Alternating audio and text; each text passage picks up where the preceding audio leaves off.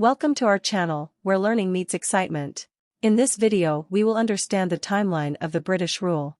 With independence came the need for a constitution. Hence, a Constituent Assembly was formed for this purpose in 1946.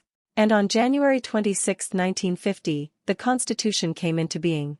However, various features of the Indian Constitution and polity have their roots in the British rule. There were certain events in the British rule that laid down the legal framework for the organization and functioning of government and administration in British India. These events have greatly influenced our constitution and polity. They are explained here in a chronological order under two major headings. 1. The Company Rule from 1773 to 1858.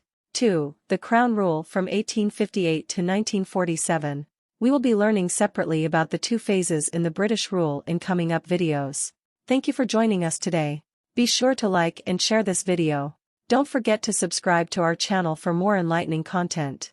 Until next time, stay curious and keep learning.